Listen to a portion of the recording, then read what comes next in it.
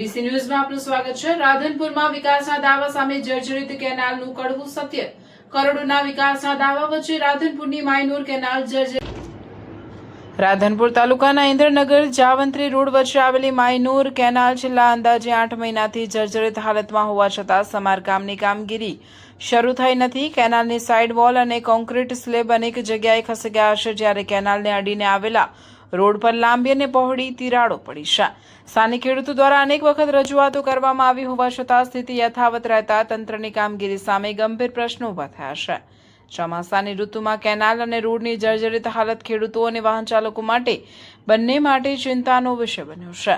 સિંચાઈ માટે મહત્વની આ કેનાલની અવગણનાથી ખેડૂતોમાં ભારે નિરાશા અને રોષની લાગણી જોવા મળી રહી છે। કરોડોના વિકાસના દાવા વચ્ચે એક તૂટેલી માયનોર કેનાલનું સમારકામ પણ સમયસર ન થવું અનેક સવાલો ઊભા કરી રહ્યું છે।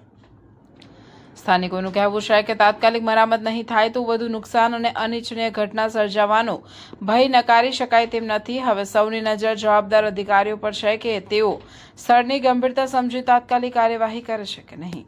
રિપોર્ટર વિપુલભાઈ ચૌધરી, રાધનપુર।